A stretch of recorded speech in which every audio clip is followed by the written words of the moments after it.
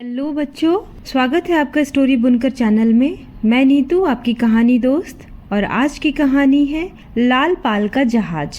बसवा और उसकी बहन सुंदरी रेत पर बैठे थे। समुद्र के ऊपर सूरज धीरे धीरे उदय हो रहा था। आकाश सलेटी से नीला हो रहा था। बादलों के सिरे नारंगी रंग के झलक रहे थे। बच्चे क्षितिज को निहार रहे थे। वह सिंदूर रेखा जहाँ आसमान का कटोरा समुद्र से मिलता सा लगता था। उनके पिता एक जहाजी थे जो कई महीने से एक व्यापारी जहाज पर घर से निकले थे। बच्चे बड़ी बेसब्री से उनकी राह देख रहे थे। रोज सुबह से समुद्र तट पर आकर बैठ जाते कि शायद आज उनके पिता के जहाज की लाल पाल क्षितिज से धीरे धीरे ऊपर आती दिख जाए। बच्चों के लिए जहाजों का आना जाना आम बात थी, क्योंकि वह मामल्लपुरम में रहते थे। मामल्लपुरम एक बंदरगाह थी जहां हमेशा आते जाते जहाजों की चहल पहल रहती थी।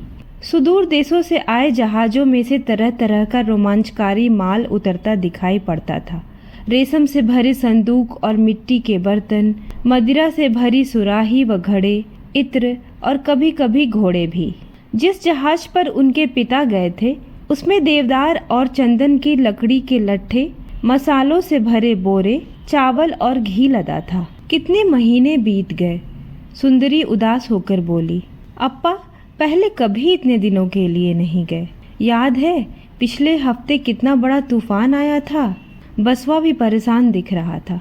समुद्र में इतनी ऊंची लहरें उठ रही थीं। अप्पा का जहाज सुरक्षित तो होगा। देखो एक जहाज आ रहा है, सुंदरी चहक कर बोली, पर उसकी पाल दिखाई नहीं पड़ रही। उनकी उत्सुक आंखों के सामने क्षितिज पर एक जहाज नजर आया। पहले एक छोटे से बिंदु के समान, जो पास आने पर बड़ा होता गया। सबसे पहले हवा से भरी पाल नजर आई। उसके बाद ऊंचे मस्तूल और लकड़ी की गलही उभरती दिखाई पड़ी। नहीं, निराश बसवा बोला। अप्पा के जहाज की पाल लाल थी, जिन पर एक उड़ती चील बनी हुई थी। इस जहाज की पाल तो काली और हरी है। हताश हो जाने पर दोनों ने घर की ओर रुख किया। उन्हें काम भी करना था। बाजार में माँ की सब्जी की दुकान पर उनका हाथ बटाना था। उनके पिता अक्सर घर से बाहर रहते थे। थोड़े दिनों बाद जो पैसा वह छोड़ कर जाते थे वो खत्म हो जाता था।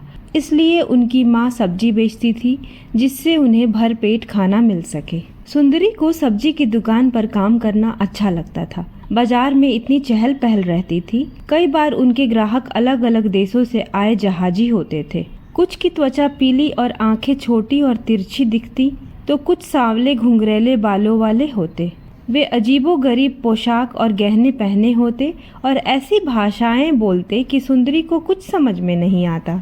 आज सुबह बसवा पालक और बंद गोभी निकाल कर लगा ही रहा था। एक पहचानी ग्राहक सब्जी खरीदने आई। वह एक व्यापारी की पत्नी थी, जो अक्सर जहाजों से दूसरे देशों को मसाले भेजा करता। उसे मामल्लपुरम में आने वाले जहाजों की खबर रहती। मूली और फलियां छांटते हुए उसने पूछा, तुम्हारे पिता की कोई खबर मिली? सुंदरी ने उदास होकर सिर हिला दिया। जेटी पर जहाँ जहाज खड़े हैं वहाँ जाकर पूछ कर देखो, उसने सलाह दी। जहाजियों से पूछो कि मामल्लपुर आते हुए क्या उन्होंने तुम्हारे पिता का जहाज देखा है।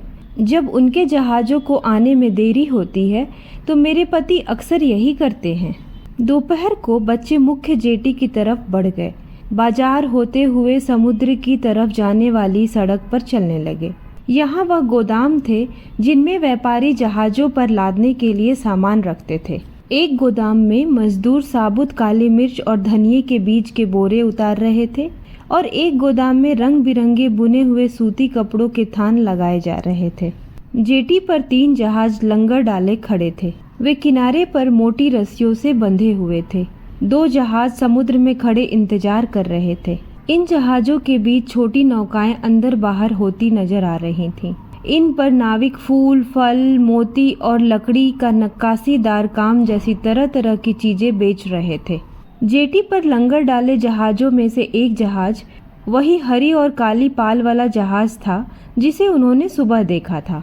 वे एक ऐसे जहाज की तरफ बढ़े जिस पर सामान लादा जा रहा था। पास पहुंचने पर एक भाले से लैस सिपाही ने उनका रास्ता रोका। रुको, देखो, कहाँ जा रहे हो? वह चिल्लाया। शाही फरमान के बिना इस जहाज पर कोई नहीं आ सकता। फरमान? सुंदरी को कुछ समझ नहीं आया। क्यों? क्योंकि यह शाही जहाज है, बुद्धू लड़की। आपका मतलब है यह जहाज शाही नौसेना का है? बसवा की आंखें फैल गईं। क्या हम लोग युद्ध करने वाले हैं? नहीं भाई, यह व्यापारिक जहाज है। महाराजा अधिराज नरसिंह वर्मन ऐसे कई जहाज़ों के मालिक हैं जो दूर दूर के देशों के साथ व्यापार करते हैं। यह उत्तर में ताम्रलिप्त की बंदरगाह की ओर जा रहा है। हम ऐसे जहाज को ढूंढ रहे हैं जो कंबोज राज्य से आया है। सुंदरी झिझकते हुए बोली। हमारे पिता एक जहाजी हैं जो कई महीने पहले कंबोज जाने वाले जहाज पर गए थे। हम जहाजियों से पूछना चाहते हैं कि किसी ने उनका जहाज देखा है कि नहीं। कंबोज? सिपाही बोला। उसने हरी काली पाल वाले जहाज की ओर इशारा किया और बोला, यह जहाज वहीं से आया है। बसवा और सुंदरी दौड़कर तागड़ पर चढ़कर उस जहाज के डेक पर पहुंच गए। जब उन्होंने देखा कि सारे जहाजी विदेशी थे तो वे ठिठक कर खड़े हो गए। वे सब एक दूसरे से किसी अजीब भाषा में बात कर रहे थे। ओह, यह क्या? बसवा परेशान होकर बोला। इन्हें अपनी बात कैसे समझाएं? यह तो आसान है। सुंदरी बेफिक्र थी। वैसे ही बात करेंगे जैसे अम्मा बात करती है जब वे सब्जी खरीदने आते हैं। अरे हाँ, बसवा भी मुस्कुराया। अभिनय करे या हाथों से मुद्रा बनाए। उनकी आंखें एक ऐसी जहाजी को ढूंढने लगीं जिसका चेहरा भला सा लगे। आखिरकार दोनों ऐसे बूढ़े जहाजी के पास गए जो रस्सी के एक मोटे से गोले पर बैठा हुआ था। उसका चेहरा सांवला और धूप से झुलसा हुआ था और त्वचा चमड़े सी लगती थी। उसकी छोटी छोटी आंखों में चारों तरफ गहरी झुर्रियां थीं। उसने ढीला पैजामा, बिना बाह की जैकेट, रंग बिरंगी चूड़ियां और कान में बालियां पहनी हुई थी। कंबोज? सुंदरी ने डरते डरते पूछा। कंबोज? उसने मुस्कुराते हुए हामी भरी। बसवा ने पाल की तरफ इशारा किया। फिर सुंदरी ने लाल घाघरे को दिखाते हुए पूछा, जहाज? लाल पाल वाला? उस आदमी ने भवें सिकोड़ी और सिर हिलाया। सुंदरी ने समझाने की कोशिश की। उसने जहाज का कोना ठकठकाया और कहा, जहाज? फिर उसने पाल और अपने घाघरे को दिखाया और कहा, पाल लाल। उस आदमी ने समुद्र की तरफ इशारा किया और अपनी भाषा में कुछ कहा। हाँ, लाल पाल वाला जहाज क्या आपने देखा है?